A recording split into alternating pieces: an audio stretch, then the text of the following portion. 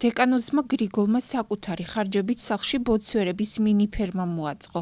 3 წლის წინ ხაშურში 4 კურდღელი შეიძინა. შემდეგ კი გადაწყვიტა თავისი საქმიანობისთვის ბიზნესის სახე მიეცა და ბოცვერების გამრავლება დაიწყო. საკუთარი ხელებით კურდღლებს სხვადასხვა განყოფილებიანი სათავსოები მოუწყო.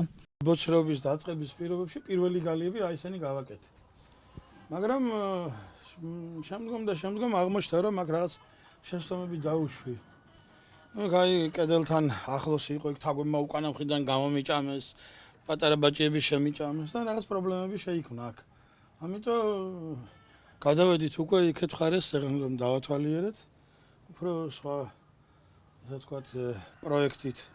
რომ მთლიანობაში ვცდილობ რომ ირგვლივ აი გალიას მე შემოუარო, დავათვალიერო, სადმე ვირთხა ხომ არ შედის, რაიმე პრობლემა ხომ არ აქვს. არის ჩემი საჯიშე, საჯიშე კურდღელი. ეს არის ფლანდრი, ეგრეთ წოდებული ბელგიური კურდღელი. ეს კურდღელი დაახლოებით 10 კილოგრამამდე იზრდება, მაგრამ ჩვენთან მოგესწრებათ რომ კანონიერად რომ შემოიყვანო, ასე ვთქვათ, კურდღელი ძალიან ძვირი იზრდება, ამიტომ ფაქტიურად შემოდინება კარგი ჯიშების არ ხდება, იმიტომ რომ ახლა ადამიანი გლეხი, რომელიც ამაზე 2 კაპიკის მოპოვებას ცდილობს, ახლა ერთი $700-800 დამიჯდაო ერთმა ადამიანმა მითხრა. შემოყვანა ერთი კურდღლის, ისიც გარანტირებულად არ იცი რას იზამს, როგორ მოიქცევა და ამიტომ ჩვენთან ახლა ძველი შემოყვანილები და ფაქტობრივად დაჩევებულებია, ახლა ეს გაიზრდება 7 კილო. ბოცვერები ერთმანეთისგან როგორც გარეგნობით, ასევე ხასიათით განსხვავდებიან. ერთ-ერთი ბაჭიების მიმართ განსაკუთრებული დედობრივი მზრუნველობით გამოირჩევა. როგორც იცით, ბოცვერები ბუნებაში მიწაში სოროებში იკეთებენ ბუდეებს და აი ჩვენ ყავს ერთი ბოცვერი, რომელიც აი ესეთ უცნაურ რაღაცას აკეთებს. ბუდე, რომელიც მე გავუკეთე, აი ამ ბუდეს სოროდ აქცევს. ირგვლივ თივებს შემოაწყობს რაღაც დაფარავს ხოლმე აი ამ შემოსასვლელს და მე რომ გავაღებ აქ ხედავ რომ ბაჭიები ბუდეში არიან. უკვე 20 დღე როდესაც გადის და უკვე უნდა რომ გამოიყვანოს ბაჭიები იმ სოროს შესასვლელს, ანუ დალუქულს გაუხსნის. და მანამ როდესაც საჭმლის ჭმევის დრო მოდის ხოლმე გაუღებს, საჭმელს ისევ დაულუქავს. აი ესეთი უცნაური ბოცვერი გვყავს, ესებური ხასიათი აქვს და აი ეს მომწონს ეს და ალბათ ამის შვილებს დავიტოვებ დედებს რომ მე ასეთი მზრუნველი დედა ყავდეს. იმიტომ რომ მნიშვნელობა აქვს ამას, იმიტომ რომ ზოგი დედა არის უყურადღებოარი ძალიან და აი ეს ისევ შეიძლება არ მიატოვოს ესე ბუნდღები არ დაუფინოს რაღაცა და შეიძლება დაღუპოს, გავეყინოს და აი ეს განსაკუთრებული დედაა. სულშიც ბევრი გაზარდა, 11 ბაჭი եղავს და გაზარდა ზის ყველას. ბოცვერები წელიწადში საშუალოდ 4-5 ჯერ იძლევიან ნამats. ამ ეტაპისთვის ფერმაში 5 ჯიშის ბოცვერია: ზელანდიური, წითელი ზელანდიური, კალიფორნიული, ფლანდრი და თეთრი გოლიათი. მათ სრულყოფილ განვითარებაში დიდ როლს კვება ასრულებს. ისინი ძირითადად თივით, ასევე ბურღულეულის კომბინირებული საკვებით იკვებებიან. ეს არის კომბინირებული საკვების დასამზადებელი, ეგრეთ წოდებული ექსტრუდერი. ეს ახალი, ასე ვთქვათ, სიტყვა მეცხოველეობაში, აქამდე გრანულები ყველასათვის ცნობილია, იგივე წისქვილი თუნდაც ყველასათვის ცნობილია. ეს ასაკეთებს ერთდროულად ქვავს და მე პრესავს ამას მაღალ ტემპერატურაზე და აი გამოყავს დამუშავებული ფაქტურად საკვები, კომბინირებული და როგორც ახლა მას უწერია ხა ესე ვთქვათ, მახასიათებლებში ესე იგი, თუ კი ჩვეულებრივი საკვების შეთვისება არის მაგალითად დაბალი 40-50% ორგანიზმის კურდღლის იქნება თუ ცხოველის, ძროხის, ღორის, აი ექსტრუდერში დამზადებული 80-90%-მდე ითვისებს უკვე საკვებს.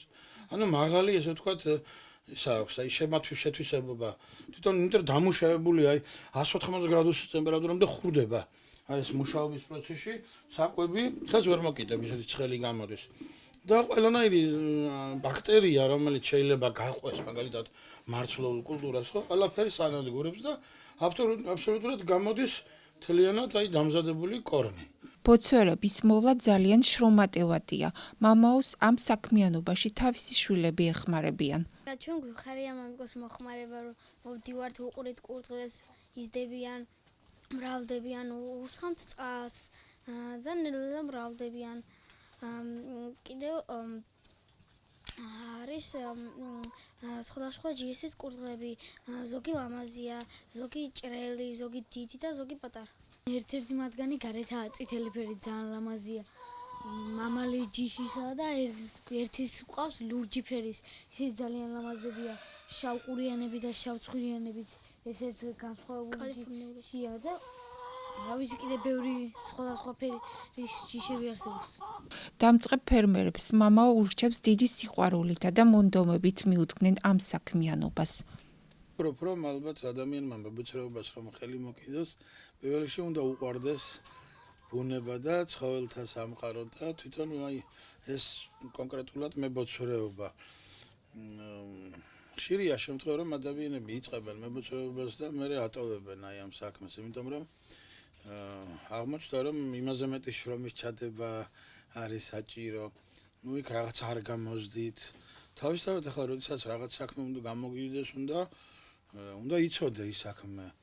და ახლა ნამეტანი ბევრი წიგნები აღარ აქვს ჩვენ დღეს. უფრო ალბათ ინტერნეტით თუ მოიძიებ შესაბამის ასე ვთქვათ ინფორმაციას, იქ ადამიანები მებუცრეები გამოდიან, ყვებიან ვთქვათ იქ რა დროს რა ჭირდება, როგორ უნდა მოიქცე, როგორ უნდა გააკეთო. ზოგს გამრავლების პრობლემა აქვს, ვერ ამრავლებენ, ზოგი კიდე ზოგს ეხოცება ეს კურდღლები. რა თქმა უნდა, ყველაფერი ცოდნასთან არის დაკავშირებული და თავისებურად აი ცოდნით უნდა გაამრავლო შენი პრაქტიკა. რო შენი ყოველი ნაბიჯი მებუცრეობაში უნდა იყოს ცოდნიდან ასე ვთქვათ ნახემძღვანელები. მეც მქონდა შესწავლები უნდა ისწავლო.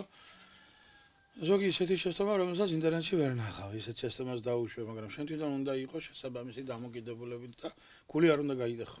ნებისმიერ საქმეს ჩვევი ეზო, თუ გული გაიდეხე, არაფერი არ გამავა, ბოლომდე ვერ მიხვალ. და თუ გულს არ გაიდეხ, საყვარელი ძვირფას საქმეა, რა თქმა უნდა, მებუცრეობით მილიონერი ვერ გახდები, მაგრამ შენს ოჯახს პატარათი დაეხმარები და მათ არიციან, თქვათ აი მებუცრეობის სიკეთე, თუნდაც იმ კუთხით, რომ აი როგორი პროდუქტია ბოцვრის ხორცი. რამდენად ღირებულია იქ რომ ჩვენ ვიცით რომ ეს დიეტურია, სასარგებლოა. იქამდე აი წამიკითხავს რომ აი კურდღლის ხორცს აქვს ასეთი კიბოს საწინააღმდეგო მოქმედებაც კი. და ამიტომ ექიმები ბავშვებს უნიშნავენ აი სპეციალურად კურდღლის ხორცს. და აი პირდაპირ რეკომენდაციაც კი არის რომ ქათმის ბულიონი კი არა, კურდღლის ბულიონი აჭამონ. და პლუს ამას არის ერთი თემა კიდე აი მეკურდღლეობა ჩემთვის გადაიქცა მეორე მეკათმეობათაც გადაიქცა, იმიტომ რომ ესე იგი კურდღელს ყოველთვის აქვს ასე ვთქვათ ჭამის დროს სყის ხრის, მარცვალს ქვემოთ, საკვებს ხრის და აი ამ საკვებს ჭამს ქათამი. ფაქტიურად მე დღეს მყავს 30 ქათამი, რომელსაც მე არანაირ საჭმელს არ ვყიდულობ, ისევ ყვებავ, რომლებიც ყოველდღიურად უკვე აი რამოდენიმე თვეა კვერცხდებენ და ფაქტიურად ჩვენ კვერცხის ყიდვა უკვე აღარ გვჭირდება და გარდა ამისა მარხვაში მარაგიც კი გვიგროვდება და ამ კვერცხის ასე ვთქვათ მიწევს რომ და ამით ოჯახსაც რაღაცნაირად ეხმარებით. ანუ ხედავთ ესე იგი მებუცრეობა, მეკათმეობა ერთმანეთს ავსებს და ხარჯი ერთი გაქვს. და ორი პროდუქციებულობ, აქეთ ქათმებიც ყავს, კვერცხიც არის, მაგრამ კურდღელი ყავს, ბეწვიც თუ დამუშავდება და ვიღაც ამით დაკავდება, შესაბამისად ესეც სარგებელი იქნება და მე ვფიქრობ რომ ჩვენ რეკლამა კი არ უნდა გავუგებოთ, უნდა პროპაგანდა გაუწიოთ ამას, რომ ეს ადამიანები ამბობენ რომ აი სამუშაო არა. ახლა მე ჩემთვის პრობლემა იქნებოდა ახლა ტერმინალზე ვერ დავიწყებდი მუშაობას და აგერ არის სამუშაო, შენი ხელი გაანძრია და რაღაცა იმუშავე, ის რომ ადამიანმა მოიფიქრე რაღაცა და ასე განვითარდება ქვეყანა. ამ ეტაპისთვის ფერმაში ბაჭიებიანად 150 ბოцვერია.